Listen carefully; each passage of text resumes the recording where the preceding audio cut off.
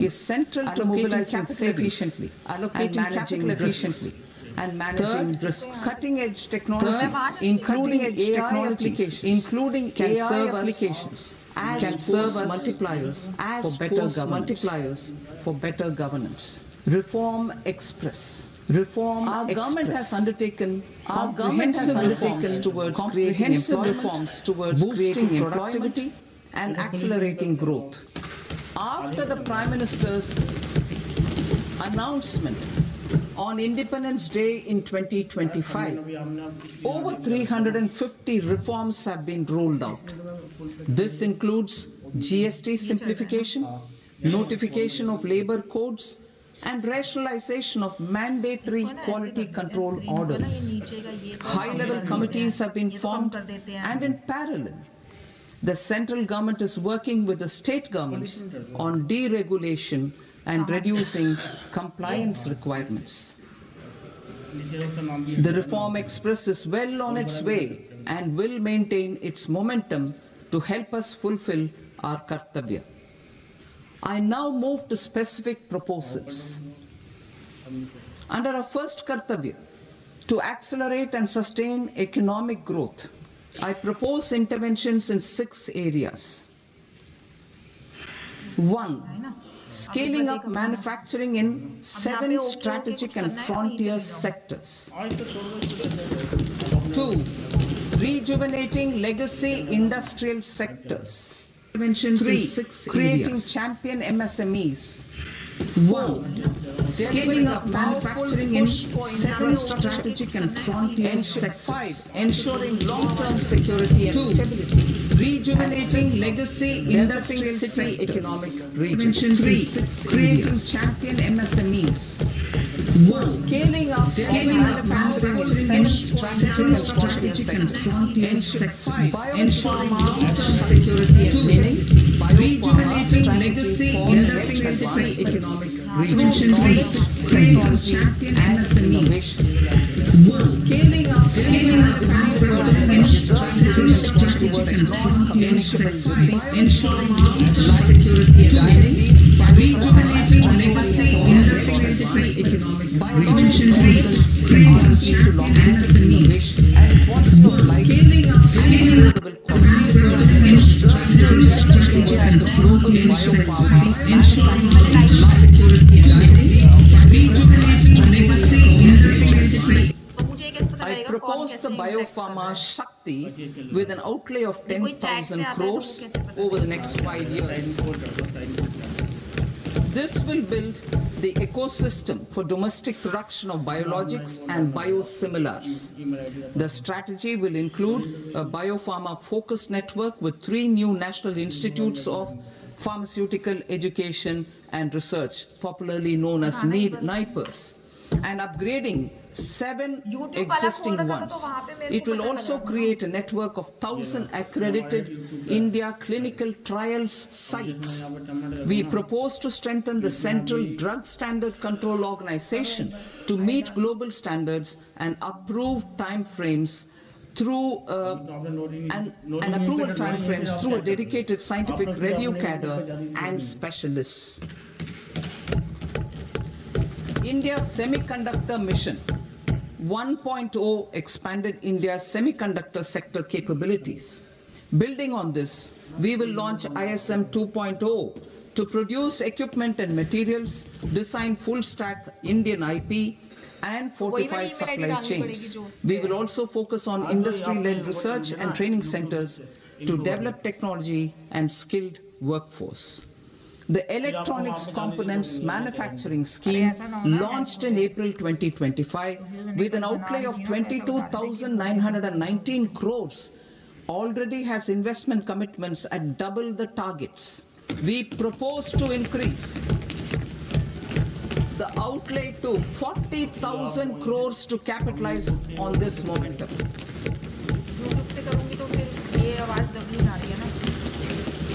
A scheme for rare earth permanent magnets was launched in 2025 November. We now propose to support the mineral-rich states of Odisha, Kerala, Andhra Pradesh and Tamil Nadu to establish dedicated rare earth corridors to promote mining, processing, research, and manufacturing. To enhance domestic chemical production and reduce import dependency, we will launch a scheme to support states in establishing 3 dedicated chemical research through challenge route on a cluster-based to enhance domestic chemical production and reduction import dependency and reduce import dependency. We will launch a scheme to support states in establishing 3 dedicated chemical research through challenge capital goods capabilities to enhance domestic chemical production and reduction import dependency and reduce import dependency. We will launch a scheme to support states in establishing 3 dedicated chemical research through challenge capital goods capabilities to enhance domestic chemical automated production and reduction import dependency and reduce import dependency. We will launch a scheme to support states in lower cost. 2. A scheme for enhancement of construction and infrastructure equipments will be introduced to strengthen domestic manufacturing of high value and technologically advanced CIE. This can range from lifts in a multi-storied apartment or firefighting equipment in multiplexes, large or small, and to tunnel boring equipments for building metros and high-altitude roads. I also propose a scheme for container manufacturing to create a globally competitive container manufacturing ecosystem with a budgetary allocation of 10,000 crores over a 5-year period. For the labor-intensive textile sector, I propose an integrated program with 5 subparts. 1. The National Fiber Scheme for self-reliance in natural fibers such as silk, wool and jute, man-made fibers and new age fibers. Textile expansion and employment scheme to modernize traditional clusters with capital support for machinery, technology upgradation and common testing and certification centers. 3. The National Handloom and Handicraft Program to integrate and strengthen existing schemes and ensure targeted support for weavers and artisans. Tex Eco Initiative to promote globally competitive and sustainable textiles and apparels. Samarth 2.0 to modernize the upgrade the textile skilling ecosystem through collaboration with industry and academic institutions. Further, I propose to set up mega textile parks in challenge mode. They can also focus on bringing value addition to technical textiles. I propose to launch the Mahatma Gandhi Gram Swaraj initiative to strengthen khadi, handloom and handicrafts. This will help in global market linkage and branding. It will streamline and support training, skilling, quality of process and production. This will benefit our weavers, village industries, one district, one product ODOP initiative and also our rural youth. India has the potential to emerge as a global hub for high quality, affordable sports goods. I propose a dedicated initiative for sports goods that will promote manufacturing, research and innovation in equipment design as well as material sciences. Rejuvenation of legacy industrial clusters. I propose to introduce a scheme to revive 200 legacy industrial clusters to improve their cost competitiveness and efficiency through infrastructure and technology upgradation. Creating champion SMEs and supporting micro enterprises. Recognizing MSMEs as a vital engine of growth, I propose a three-pronged approach to help them grow as champions. Equity support. I propose to introduce a dedicated 10,000 crores SME growth fund to create future champions, incentivizing enterprises based on select criteria. I also propose to top up the Self-Reliant India Fund set up in 2021 with 2,000 crores to continue support to micro enterprises and maintain their access to risk capital.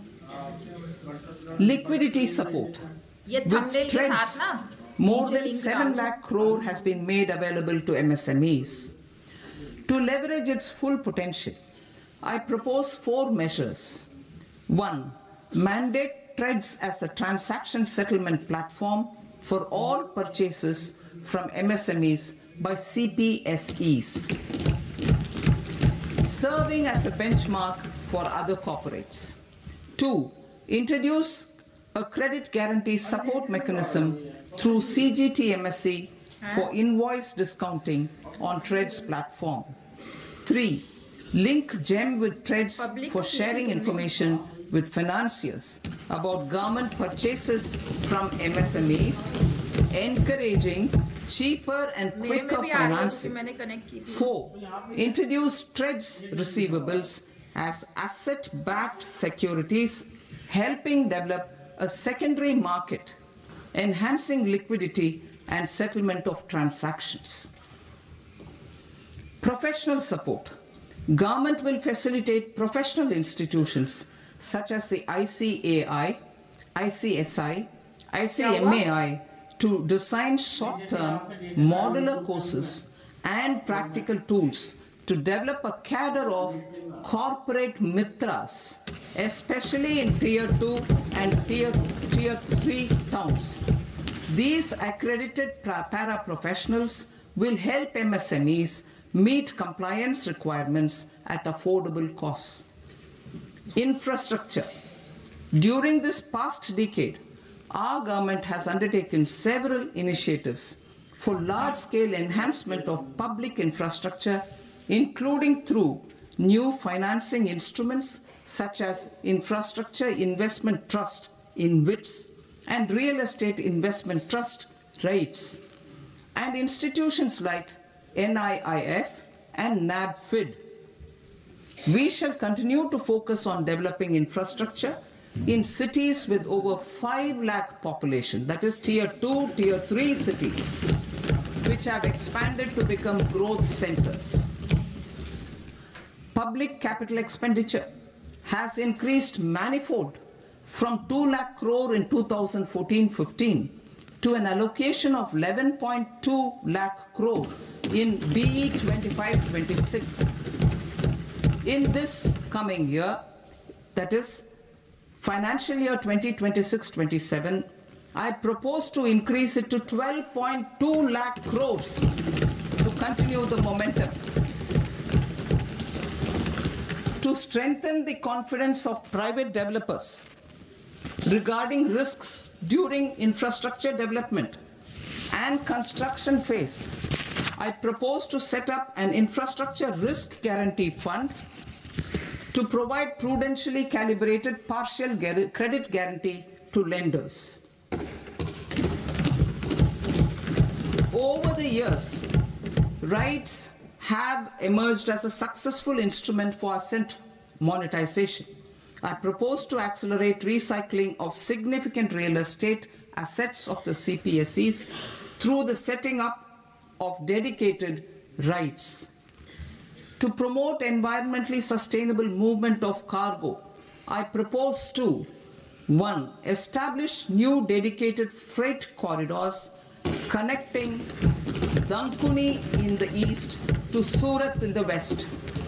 Operationalize 20 new national waterways over the next 5 years,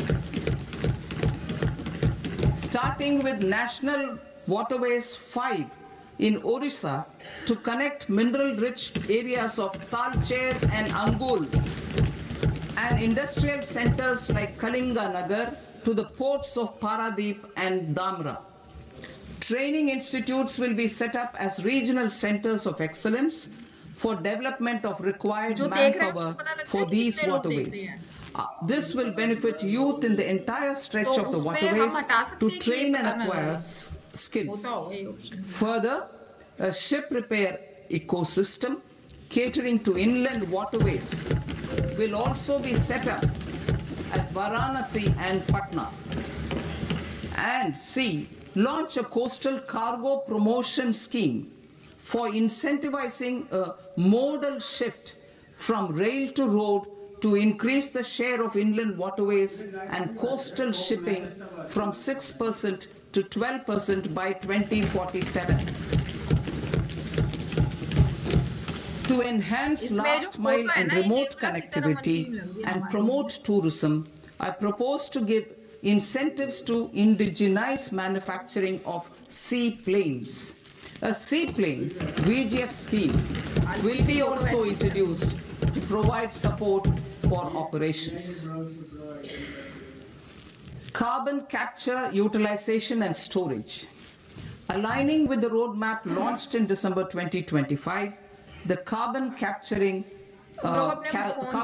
utilization and storage technologies at scale will achieve higher readiness and in end-use application across 5 industrial sectors, including power, steel, cement, refineries, and chemicals. An outlay of 20,000 crore is proposed over the next 5 years for this purpose. City economic regions. Cities are India's engines of growth, innovation, and opportunities. We shall now focus on Tier 2, Tier 3 cities, and even temple towns, which need modern infrastructure and basic amenities. This budget aims to further amplify the potential of cities to deliver the economic power of agglomerations by mapping city economic regions based on their specific growth drivers. An allocation of 5,000 crore per CER over 5 years is proposed for implementing their plans through a challenge mode with a reform cum result-based financing mechanism. In order to promote environmentally sustainable passenger systems, we will develop 7 high-speed rail corridors between cities as growth connectors, namely Mumbai to Pune, Pune to Hyderabad, Hyderabad to Bengaluru, Hyderabad to Chennai, Chennai to Bengaluru, Delhi to Varanasi, Varanasi to Siliguri.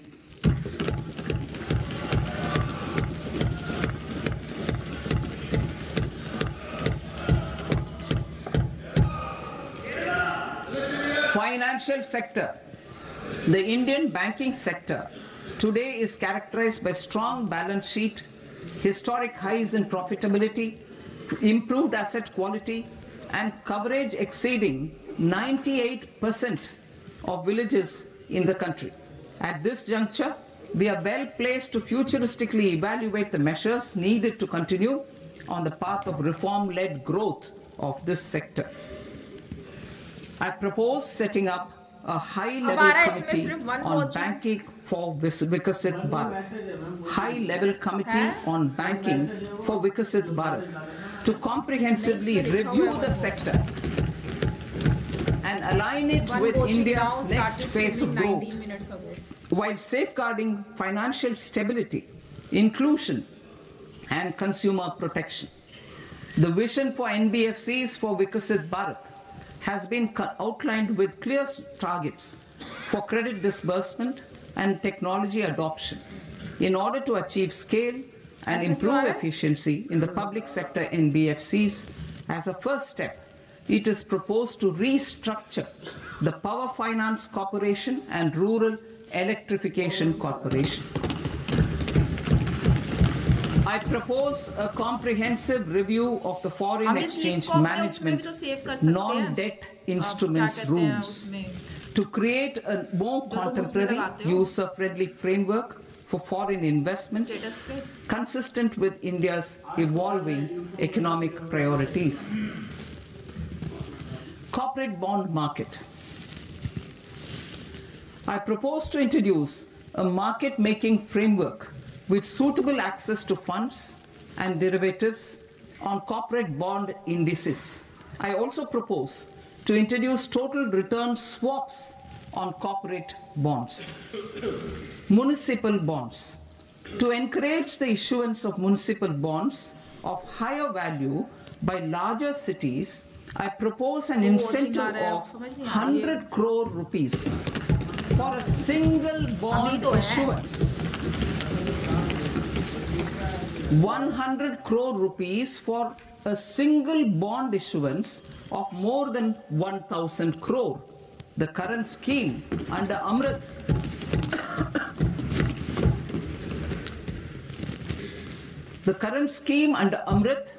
which incentivizes issuances up to 200 crores only, will also continue to support smaller and medium towns.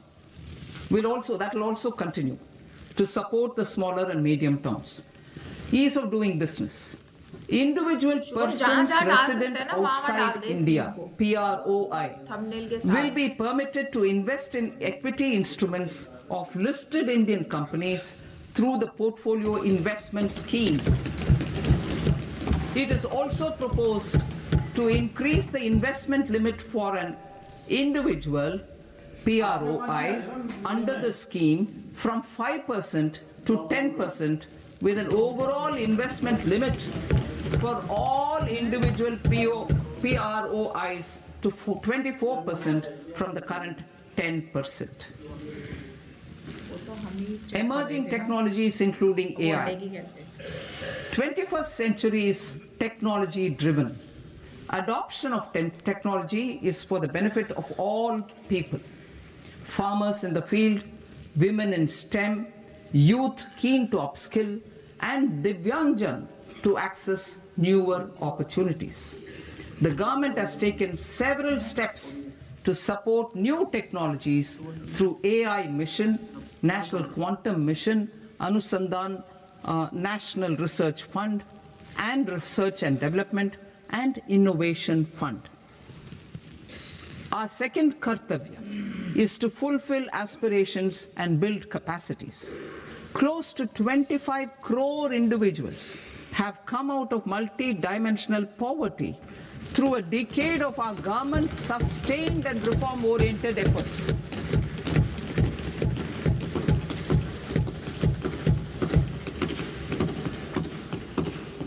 Our government has therefore decided to place a renewed emphasis on the service sector to provide a pathway to fulfilling aspirations of a youthful India with the following measures. I propose to set up a high-powered Education to Employment and Enterprises Standing Committee to recommend measures that focus on services sector as a core driver of Vikasit Bharat. This will make us a global leader in services with a 10% global share by 2047. The committee will prioritize areas to optimize the potential for growth, employment, and exports. They will also assess the impact of emerging technologies, including AI, on jobs and skill requirements and propose measures thereof. To create a range of skilled career pathways, a new range of skilled career pathways for our youth, I propose interventions in the following sectors. Health. Existing institutions for allied health professionals will be upgraded and new AHP institutions established in private and government sectors. This will cover 10 selected disciplines, including optometry, radiology, anesthesia, OT technology, applied psychology and behavioral health, and add 1 lakh AHPs over the next 5 years. A strong care system covering geriatric and allied care services will be built. A variety of NSQF-aligned programs will be developed to train multi-skilled caregivers, combining core care and allied skills such as wellness, yoga, and operation of medical assistive devices. In the coming year, 1.5 lakh caregivers will be trained.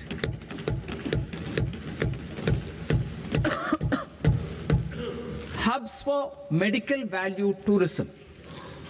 To promote India as a hub for medical tourism services, I propose to launch a scheme to support states in establishing 5 regional medical hubs in partnership with the private sector.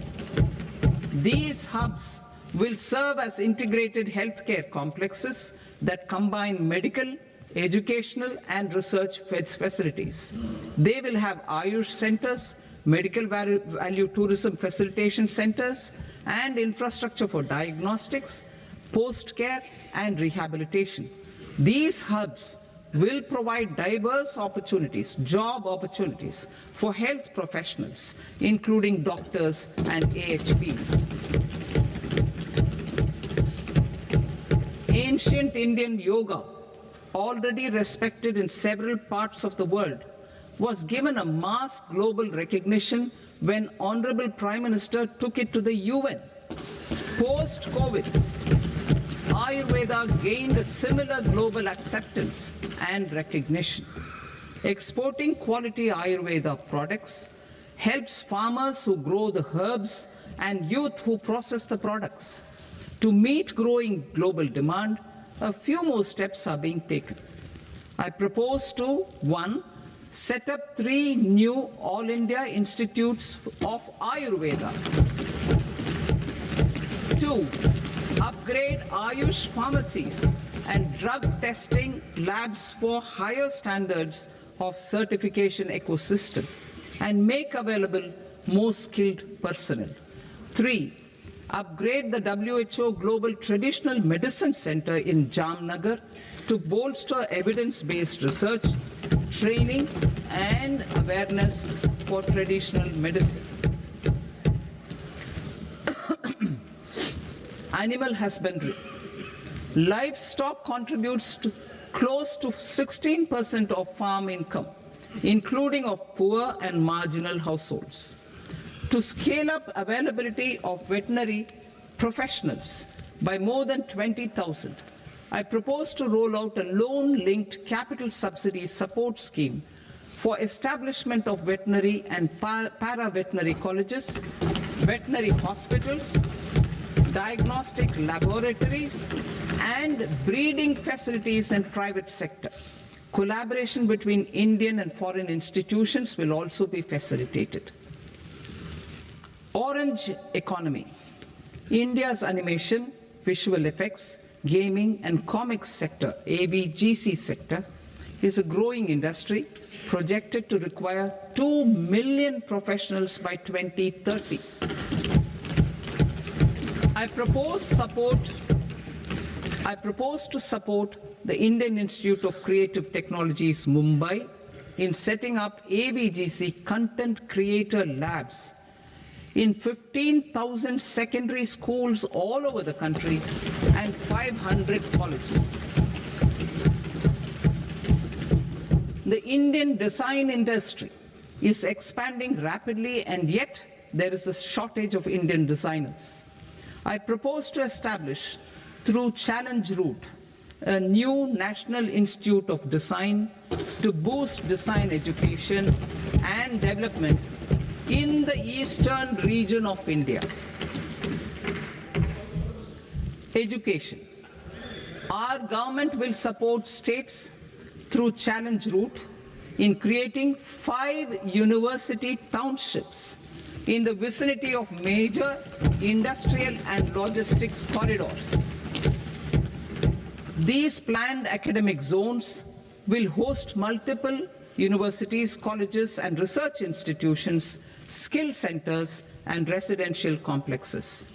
In higher education, STEM institutions, prolonged hours of study and laboratory work pose some challenges for girl students.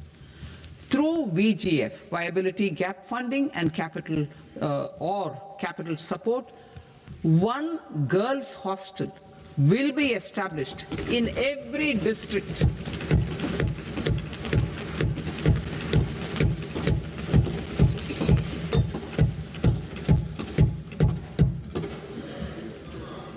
To promote astrophysics and astronomy via immersive experiences. 4 telescope infrastructure facilities will be set up or upgraded. The National Large Solar Telescope, the National Large Optical Infrared Telescope, the Himalayan Chandra Telescope, and the Cosmos 2 Planetarium. Tourism. The tourism sector has the potential to play a large role in the employment generation, forex earnings, and expanding the local economy. I propose to set up a National Institute of Hospitality by upgrading the existing National Council for Hotel Management and Catering Technology. It will function as a bridge between academia, industry, and government. I also propose a pilot scheme for upskilling 10,000 guides in 20 iconic tourist sites through a standardized, high-quality, 12-week training course in hybrid mode in collaboration with the Indian Institute of Management. A national destination digital knowledge grid will be established to digitally document all places of significance, cultural, spiritual, and heritage. This initiative will create a new ecosystem of jobs for local researchers, historians, content creators, and technology partners. India has the potential and opportunity to offer world-class trekking and hiking experience. We will develop ecologically sustainable mountain trails in Himachal Pradesh, Uttarakhand, and Jammu Kashmir. Also in Araku Valley in the Eastern Ghats and Podigai Malai in the Western Ghats. Turtle trails along key nesting sites in the coastal areas of Odisha, Karnataka, and Kerala. And 3 bird watching trails along the Pulikat Lake in Andhra Pradesh, Tamil Nadu. It's on the border. Under the visionary leadership of Honorable Prime Minister, we established the International Big Cat Alliance in 2024. This year, India is hosting the first ever Global Big Cat Summit, where heads of governments and ministers from 95 range countries will deliberate on collective strategies for conservation. Heritage and culture tourism. I propose to develop 15 archaeological sites, including Lothal, Dholavira, Rakhi Gadi, Adichanallur, Saranath, Hastinapur, and Leh Palace into vibrant experiential cultural destinations. Excavated landscapes will be open to the public through curated walkways. Immersive storytelling skills and technologies will be introduced to help conservation labs, interpretation centers, and guides. The sports sector provides multiple means of employment, skilling, and job opportunities. Taking forward the systematic nurturing of sports talent which is set in motion through the Khelo India program earlier, I propose to launch a Khelo India mission to transform the sports sector over the next decade. The mission will facilitate an integrated talent development pathway supported by training centers which are foundational, intermediate and elite levels. B, systematic development of coaches and support staff. C, integration of sports science and technology. D, competitions and leagues to promote sports culture and provide platforms. And E, development of sports infrastructure for training and competition. Our third Kartavya aligns with our vision of Sabka Saath, Sabka Vikas towards Vikasit Bharat. This requires targeted efforts for 1. Increasing farmer incomes through productivity enhancement and entrepreneurship, with special attention to small and marginal farmers. B. Empowering Divyangjan through access to livelihood opportunities, training, and high-quality assistive devices. C. Empowering the vulnerable to access mental health and trauma care. D. Focus on the Purvodaya states and the Northeast region to accelerate development and employment opportunities. Fisheries. We will undertake initiatives for integrated development of 500 reservoirs and Amrit Sarovars. 2. Strengthen the fisheries value chain in coastal areas and enable market linkages involving startups and women-led groups together with fish farmer producer organizations. Animal husbandry. To provide quality employment opportunities in rural and peri-urban areas, we will support the animal husbandry sector in entrepreneurship development through A. A credit-linked subsidy program. B. Scaling up and modernization of livestock enterprises. C. Enhanced creation of livestock, dairy, and poultry. Enhanced creation of livestock, dairy, and poultry-focused integrated value chains. And D. Encourage creation of livestock farmer-producer organizations. High-value agriculture. To diversify farm outputs, increase productivity, enhance farmers' incomes, and create new employment opportunities, we will support high-value crops such as coconut, sandalwood, cocoa, cashew in the coastal areas, agar trees in Northeast, and nuts such as almonds, walnuts, and pine nuts in our hilly regions. All of them will be supported. India is the world's largest producer of coconuts. About 30 million people, including nearly 10 million farmers, depend on coconuts for their livelihood. To further enhance competitiveness in coconut production, I propose a coconut promotion scheme to increase production and enhance productivity through various interventions, including replacing and non-productive trees with new saplings or plants or varieties in major coconut growing states. A dedicated program is proposed for Indian cashew and cocoa to make India self-reliant in raw cashew and coconut production and processing, enhance export competitiveness, and transform Indian cashew and Indian cocoa into premium global brands by 2030. Sandalwood. Sandalwood is closely linked to India's social and cultural heritage. Our government will partner with state governments to promote focused cultivation and post-harvest processing to restore the glory of the Indian sandalwood ecosystem, to rejuvenate old, low-yielding orchards, and expand high-density cultivation of walnuts, almonds, and pine nuts we will support a dedicated program to enhance farmer incomes and in bringing value addition by engaging youth. Bharat Vistar, that is virtually integrated system to access agricultural resources.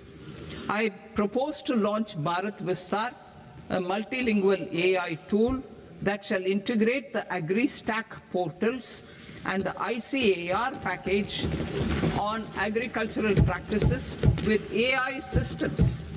This will enhance farm productivity, enable better decisions for farmers, and reduce risk by providing customized advisory support. She Marts for rural women-led enterprises. Building on the success of Lakpati Didi program, I propose to help women take the next step from credit-linked livelihoods to being owners of enterprises. Self-help entrepreneur, She Marts will be set up as community-owned retail outlets within the cluster-level federations through enhanced and innovative financing instruments. Empowering Divyangjan. Divyangjan Kaushal Yojana. Information technology, AVGC sectors, hospitality and food and beverages sectors often offer task-oriented and process-driven roles which are suitable for Divyangjan. We will ensure dignified livelihood opportunities through industry-relevant and customized training specific to each Divyangjan group. Divyang Sahara Yojana. Timely access to high-quality assistive devices for all eligible Divyangjan is a fundamental need. I propose to 1. Support the Artificial Limbs Manufacturing Corporation of India, ALIMCO, to set up and to scale up production of assistive devices, invest in R&D and AI integration, strengthen PM Divyasha Kendras, and support setting up of assistive technology marts as modern retail style centers where Divyangjan and senior citizens can see, try and purchase assistive products. Reaffirming our commitment to mental health and trauma care. There are no national institutes for mental health care in North India. We will therefore set up a NIMHANS 2 and also upgrade national mental health institutes in Ranchi and in Tezpur as regional apex institutions. Emergencies expose families, particularly the poor and vulnerable, to unexpected expenditure. We will strengthen and increase these capacities by 50% in district hospitals by establishing emergency and trauma care centers.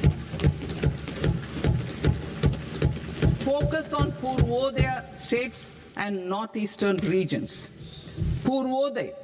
I propose the development of an integrated East Coast industrial corridor with a well-connected node at Durgapur, creation of 5 tourism destinations in 5 Purvodaya states, and the provision of 4,000 e-buses.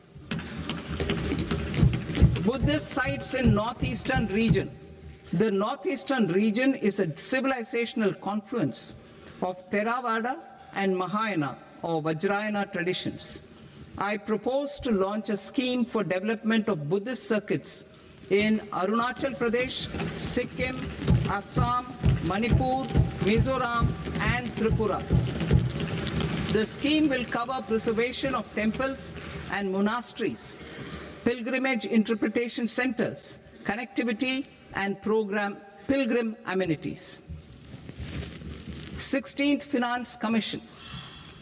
On 17th November 2025, the 16th Finance Commission submitted its report to the President. As mandated under Article 281 of the Constitution, the government is to lay the report along with the explanatory memorandum on the action taken report on the recommendations of the Commission in Parliament, which, Sir, Honourable Speaker, you've allowed me to do at the commencement of the session. The government has accepted the recommendation of the Commission to retain the vertical share of devolution at 41%. As recommended by the Commission, I have provided 1.4 lakh crores of rupees to the states for the year 2026-2027 as Finance Commission grants. These include rural and urban local body and disaster management grants. Fiscal consolidation. Government has been delivering on our fiscal commitments consistently without compromising on social needs. To strive towards accepted standards of fiscal management in Budget 25-26, I had indicated that the central government would target reaching a debt-to-GDP ratio of 50 plus or minus 1% by 2030-31. In line with this, the debt-to-GDP ratio is estimated to be 55.6% of GDP in BE 26-27. compared to 56.1% of GDP in RE 25-26. A declining debt-to-GDP ratio will gradually free up resources for priority sector lending and expenditure by reducing the outgo on interest payments. One of the main operational instruments for debt targeting is the fiscal deficit. I am happy to inform this august House that I fulfilled my commitment made in 2021-2022 to reduce fiscal deficit below 4.5% of GDP by 25-26. In RE 25-26, the fiscal deficit has been estimated at par with BE of 2025-26 at 4.4% of GDP. In line with the new fiscal prudence path of debt consolidation, the fiscal deficit in BE 26-27 is estimated to be 4.3% of the GDP.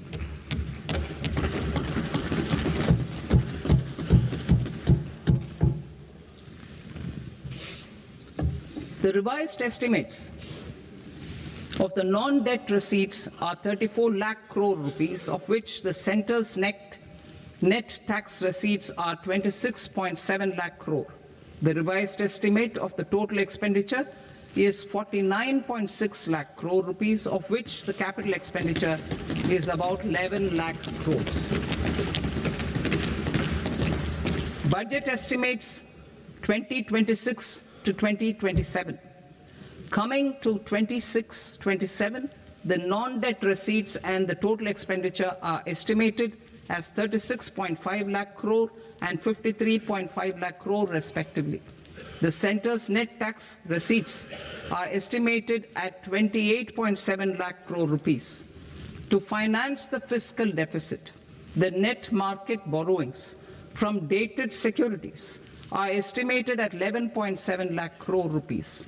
The balance financing is expected to come from small savings and other sources. The gross market borrowings are estimated at 17.2 lakh crore rupees. I'll now move to Part B. Part B, direct taxes.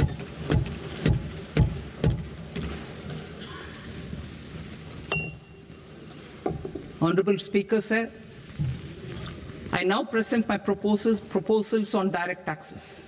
New Income Tax Act. In July 2024, I announced a comprehensive review of the Income Tax Act 1961. This was completed in a record time, and the Income Tax Act 2025 will come into effect from 1st April 2026. The simplified income tax rules and forms will be notified shortly, giving adequate time to taxpayers to acquaint themselves with its requirements. The forms have been redesigned such that ordinary citizens can comply without difficulty. Ease of living. I propose that any interest awarded by the Motor Accident Claims Tribunal to a natural person will be exempt from income tax, and any TDS on this account will be done away with. I propose to reduce TCS rate on the sale of overseas tour program package from the current 5% and 20% to 2% without any stipulation of amount. I propose to reduce TCS rate for pursuing education and for medical purposes under the Liberalized Remittance Scheme, popularly known as LRS, from 5% to 2%. Supply of manpower services is proposed to be specifically brought within the ambit of payment to contractors for the purpose of TDS to avoid ambiguity. Thus, TDS on these services will be at the rate of either 1% or 2% only. I propose a scheme for small taxpayers wherein a rule-based automated process will enable obtaining a lower or nil deduction certificate instead of filing an application with the assessing officer.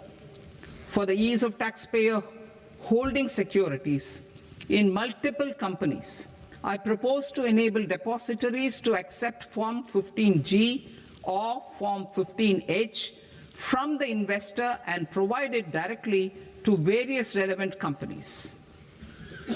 I propose to extend time available for revising returns from 31st December to up to 31st March with the payment of a nominal fee. I also propose to stagger the timeline for filing of tax returns. Individuals with ITR 1 and ITR 2 returns will continue to file till 31st July, and non-audit business cases or trusts are proposed to be allowed time till 31st August. TDS on sale of immovable property by a non-resident is proposed to be deducted and deposited through resident buyers and his or her PAN-based challan instead of requiring a TAN, which is a temporary accounting number.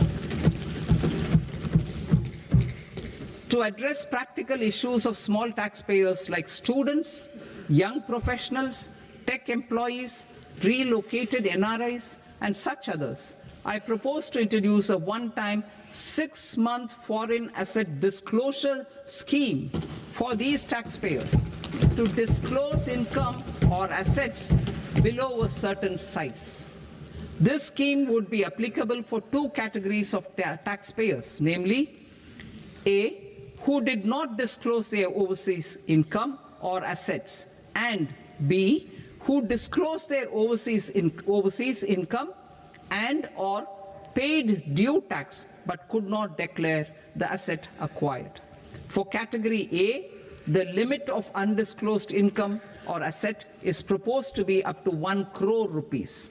They need to pay 30% of fair market value of asset or 30% of undisclosed income as tax and 30% as additional income tax in lieu of penalty, and would thereby get immunity from prosecution. For category B, asset value is proposed to be up to 5 crore rupees. Here, immunity from both penalty and prosecution will be available with a payment of fee of 1 lakh rupees. Rationalizing penalty and prosecution. Multiplicity of proceedings are hindrance to the ease of doing business. I propose to integrate assessment and penalty proceedings by way of a common order for both. There will be no interest liability on the taxpayer on the penalty amount for the period of appeal before the first appellate authority, irrespective of the outcome of appeal process. Further, quantum of prepayment is being reduced from 20% to 10% and will continue to be calculated only on core tax demand. As an additional measure for reducing litigation, I propose to allow taxpayers to update their returns even after reassessment proceedings have been initiated, and an additional 10% tax rate over and above the rate applicable for the relevant year. The assessing officer will then use only this updated return in his proceedings. There is already a framework for immunity from penalty and prosecution in the cases of underreporting. I propose to apply this framework for immunity to misreporting too. However, in such a case, the taxpayer will need to pay 100% of the tax amount as an additional income tax over and above the tax and interest due. Penalties for certain technical defaults, such as failure to get accounts audited, non-furnishing of transfer pricing audit report, and default in furnishing statement for financial transactions are proposed to be converted into fee.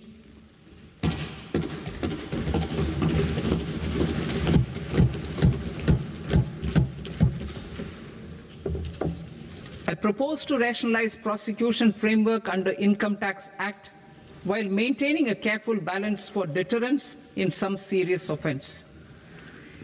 Non-production of books of account and documents and requirement of TDS payment where payment is made in kind are being decriminalized. Further, minor offences will attract fine only. The remaining prosecutions will be graded commensurate with the quantum of offence.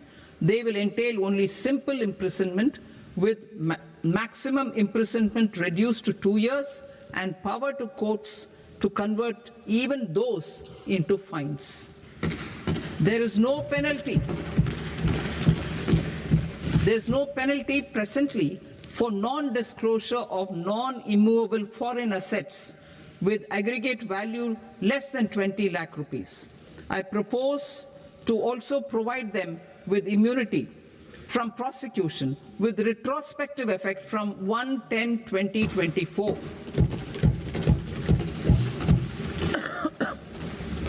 Cooperatives. Deduction is already allowed to a primary cooperative society engaged in supplying milk, oilseeds, fruits or vegetables raised or grown by its members. I propose to extend this deduction to also include supply of cattle feed and cotton seed produced by its members.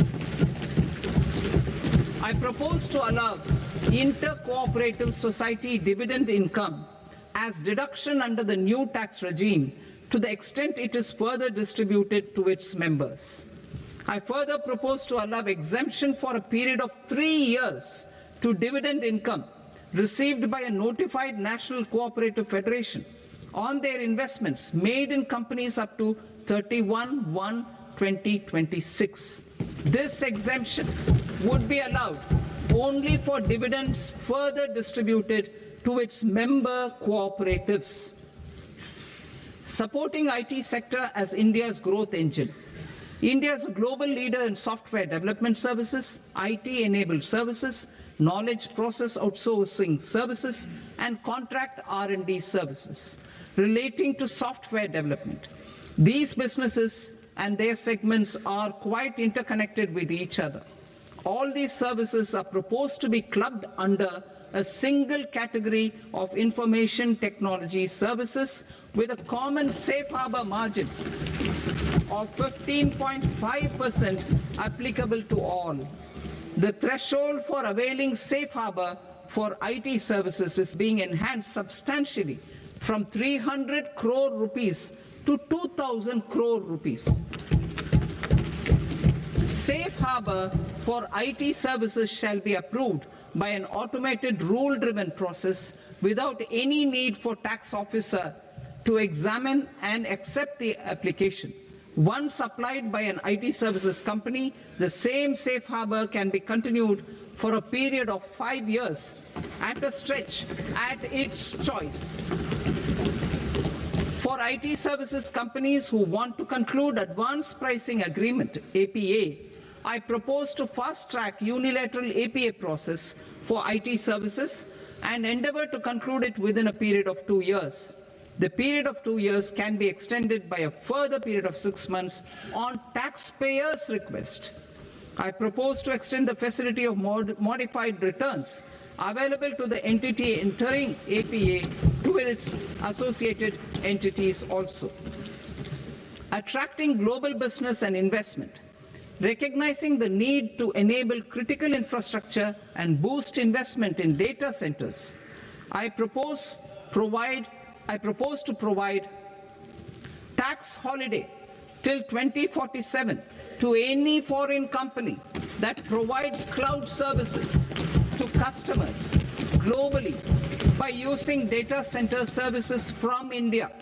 It will, however, need to provide services to Indian customers through an Indian reseller entity. I also propose to provide a safe harbor of 15% on cost in case the company providing data center services from India is a related entity. To harness the efficiency of just-in-time logistics for electronic manufacturing, I propose to provide safe harbor to non-residents for component warehousing in a bonded warehouse at a profit margin of 2% of the invoice value. The resultant tax of about 0.7% will be much lower than in competing jurisdictions. To provide fillip to toll manufacturing in India, I propose to provide exemption from income tax for 5 years to any non-resident who provides capital goods, equipment, or tooling to any toll manufacturer in a bonded zone. To encourage vast pool of global talent to work in India for a longer period of time, I propose to provide exemption to global, non-India sourced income of a non-resident expert for a stay period of 5 years under notified schemes. I propose to provide exemption from minimum alternate tax, the MAT, to all non-residents who pay tax on presumptive basis. Tax administration. I propose to constitute a joint committee of Ministry of Corporate Affairs and Central Board of Direct Taxes for incorporating the requirements of income computation and disclosure standards, the ICDS, in the Indian Accounting Standards, IND AS itself. Separate accounting requirement based on ICDS will be done away with from the tax year 27-28. To support Prime Minister Modi's vision of homegrown accounting and advisory firms to become global leaders, I propose to rationalize the definition of accountant for the purposes of safe harbor rules. Other tax proposals. Change in taxation of buyback was brought in to address the improper use of buyback route by promoters. In the interest of minority shareholders, I propose to tax buyback for all types of shareholders as capital gains. However, to disincentivize misuse of tax arbitrage, promoters will pay an additional buyback tax. This will make effective tax 22% for corporate promoters. For non-corporate promoters, the effective tax will be 30%. TCS rate for sellers of specific goods, namely alcoholic liquor, scrap, and minerals, will be rationalized to 2%, and that on Tendu leaves will be reduced from 5% to 2%. I propose to raise the STT on futures to 0.05% from the present 0.02%.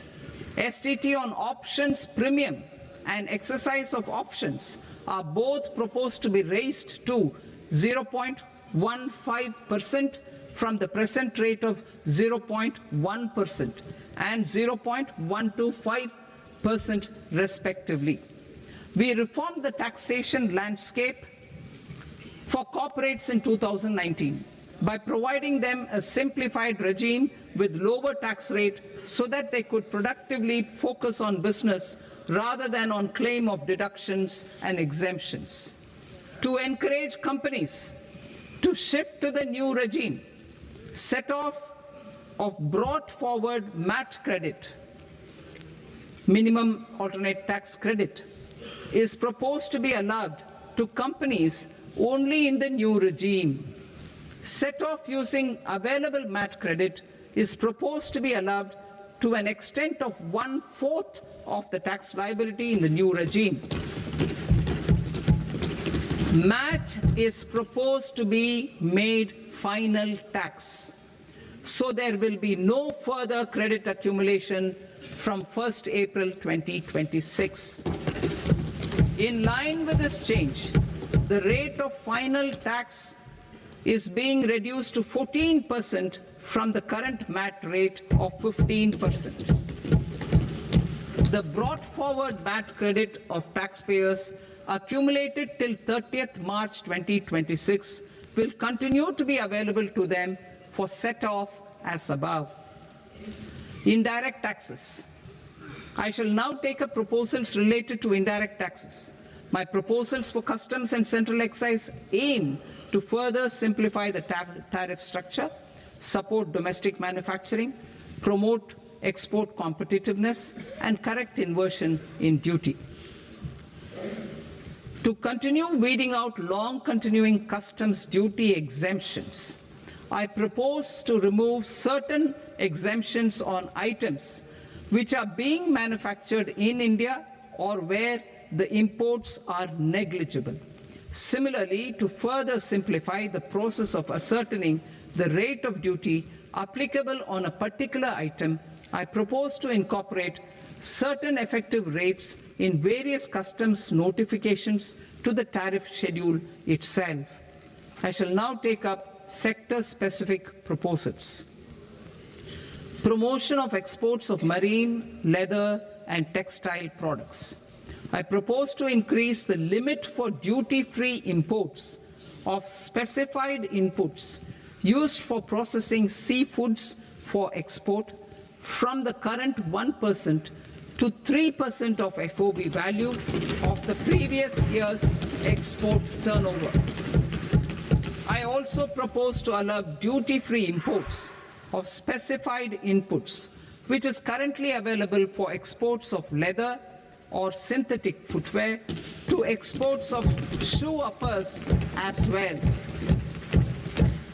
I propose to extend the time period for export of final product from the existing 6 months to 1 year for exporters of leather or textile garments, leather or synthetic footwear, and other leather products. Energy transition and security.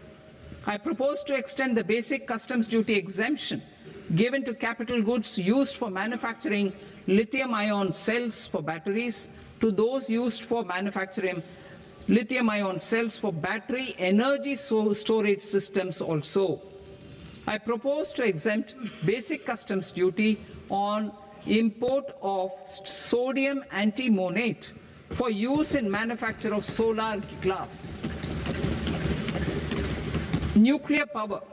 I propose to extend the existing basic customs duty exemption on imports of goods required for nuclear power projects till the year 2035 and expand it for all nuclear plants irrespective of their capacity. Critical minerals. It is proposed to provide basic customs duty exemption to the import of capital goods required for the processing of critical minerals in India. Biogas blended CNG.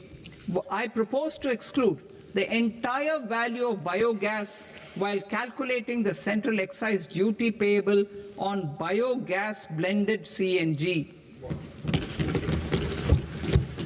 Civil and defense aviation.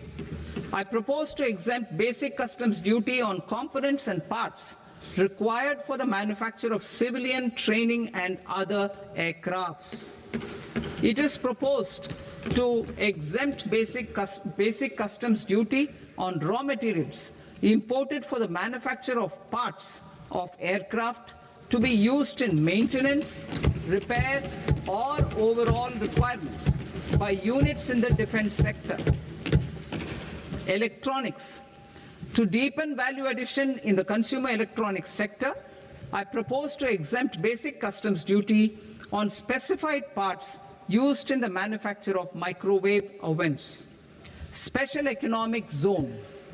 To address the concerns arising about utilization of capacity by manufacturing units in the special economic zones due to global trade disruptions, I propose as a special one-time measure to facilitate sales by eligible manufacturing units in SEZs to the domestic tariff area at concessional rates of duty. The quantity of such sales will be limited to a prescribed proportion of their exports. Necessary regulatory changes will be undertaken to operationalize the measures while ensuring level playing field for the units working in the DTA. Ease of living.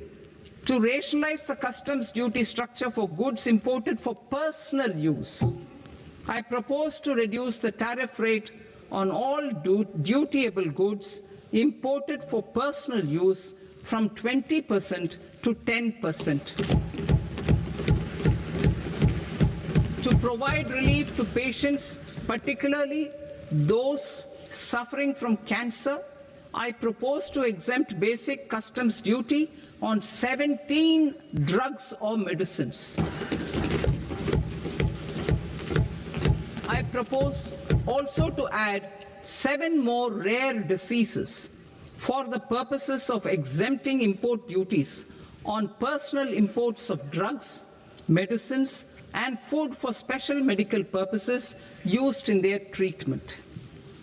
Customs process. India's role and share in the global trade is poised for a major leap in line with our ambition and journey towards Viksit Bharat. In this regard, I propose many measures for custom processes to have minimal intervention for smoother and faster movement of goods and greater certainty to the trade. Trust-based systems. I propose to enhance duty deferral period for Tier 2 and Tier 3 authorized economic operators, known as AEOs, from 15 days to 30 days. I propose to provide eligible manufacturer importers the same duty deferral facility. This should encourage them to get themselves accredited as a full-fledged Tier 3 AEO in due course. To provide greater certainty and for better business planning, I propose to extend validity period of advance ruling binding on customs from the present 3 years to 5 years. In the spirit of the whole of government approach,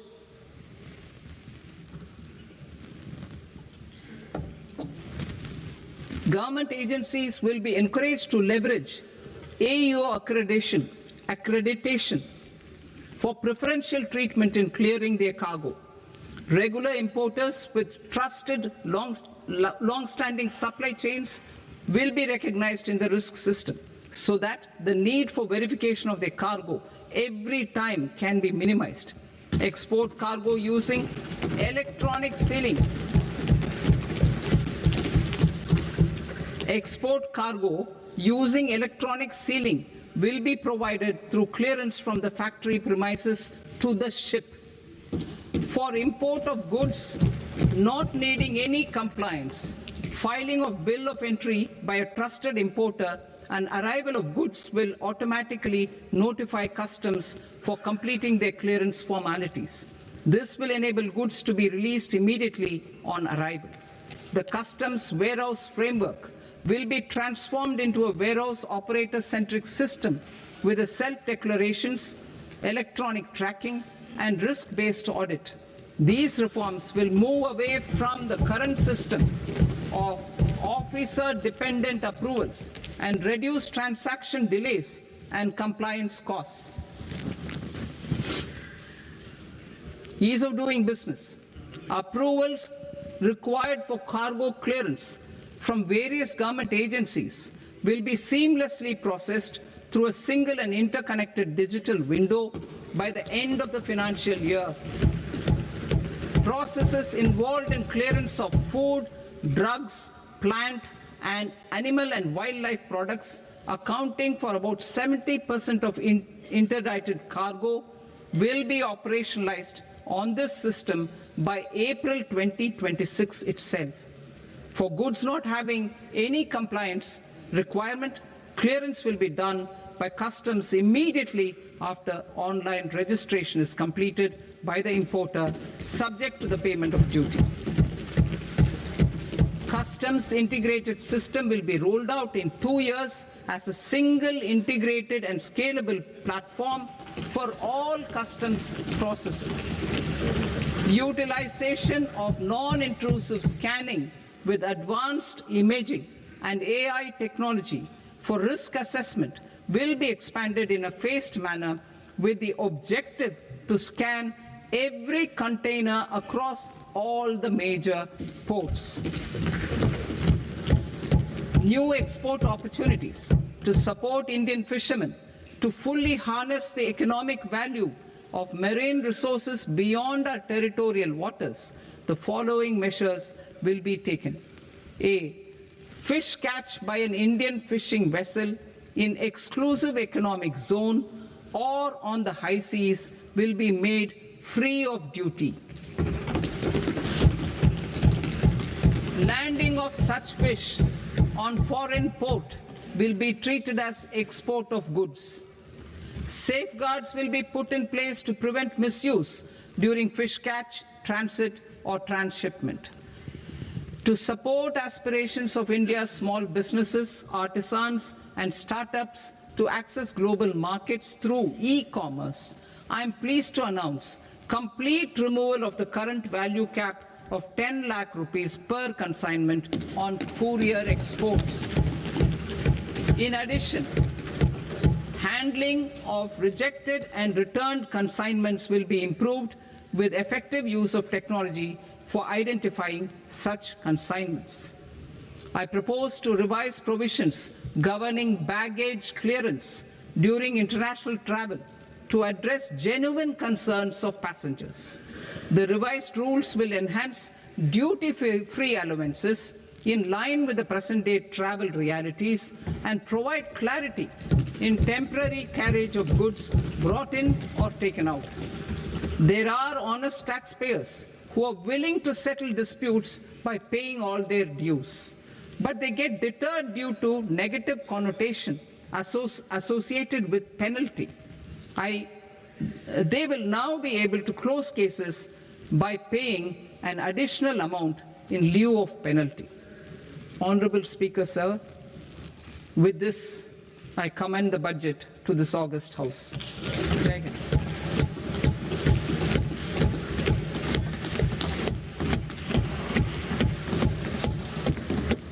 One and a half hours. Item number 3, माननीय वित्त मंत्री जी.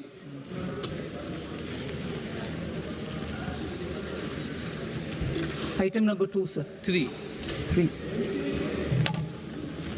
Sir, with your permission, I rise to lay on the table of the following statements under Section 3, 1 of the Fiscal Responsibility and Budget Management Act of 2003. Medium-term fiscal policy cum fiscal policy strategy statement and macroeconomic framework statement. Item number 4, माननीय वित्त मंत्री जी. Sir, with your permission, I move for leave to introduce the Finance Bill 2026. प्रश्न ये कि विधेयक को पुनर्स्थापित करने की अनुमति प्रदान की जाए. जो सदस्य इस पक्ष में हाँ गए, जो सदस्य विरोध में ना गए, मेरे विचार में निर्णय हाँ वालों के पक्ष में, हाँ वालों के पक्ष में अनुमति प्रदान की जाती है. माननीय मंत्री जी, अब विधेयक पूरे स्थापित करें. Sir, I introduce the bill. माननीय सदस्यगण, आपको सूचित किया जाता है कि माननीय मुख्यमंत्री जी के बजट भाषण की कॉपी पब्लिकेशन काउंटर पर ली जाती है। बजट भाषण और बजट से संबंधित दस्तावेज आपके मोबाइल फोन और मेंबर पोर्टल्स पर ही उपलब्ध है। सभा की कार्रवाई कल सोमवार दिनांक 2 फरवरी 2026 को प्राप्त 11 बजे तक के लिए स्थगित की जाती है।